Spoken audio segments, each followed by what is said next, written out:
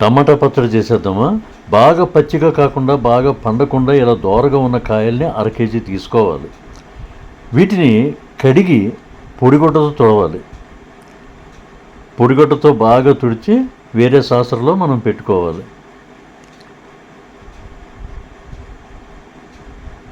చూసారా, ఈ విధంగా దోరగా ఉండాలి కాయలు. పచ్చడి పట్టుకోవడానికి ఇలాగే ఉండాలి. ఎంత బాగున్నాయో చూసారా. ఇలా శుభ్రం చేసిన తర్వాత మనం నైఫ్తో వీటిని ఈ విధంగా ముక్కలుగా కోసుకోవాలి.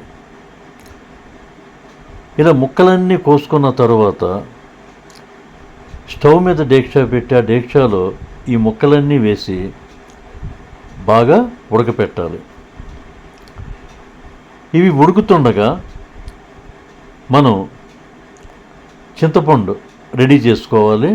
50 గ్రాముల చింతపండు, గింజ తీసేసిన చింతపండు శుభ్రం చేసి అలా విడగొట్టి ఇందులో వేయాలి. ఈ రెండు కలిపి ఉడకనివ్వాలి. ఇలా గుజ్జుగా ఉడుకుతుంది, రెండు కలిపి ఉడుకుతుంది.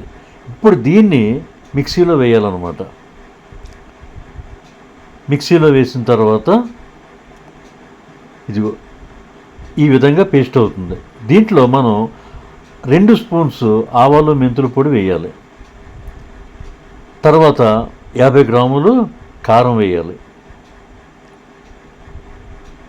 ఆ తర్వాత సరిపడినంత ఉప్పు, టేబుల్ సాల్ట్ వేసుకోవాలి. మనం 4 వెల్లుల్లి రెబ్బలు కూడా ఇందులో వేసుకోవాలి. అవి వేసేసిన తర్వాత మళ్ళీ మనం మిక్సీ వేయాలి. మిక్సీ చేసుకున్న తర్వాత మనం మూత తీసి చూస్తే పేస్ట్ ఇదిగో ఇలా ఈ విధంగా పేస్ట్ అయ్యి మనకు కనబడుతుంది.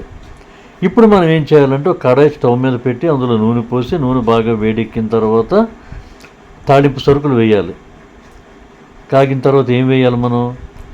ఒక వెల్లుల్లి, ఒక 4 రెబ్బలు, ఆవాలు, మెంతులు, కరివేపాకు వేయాలి. వేసి బాగా తాలింపు పెట్టాలి.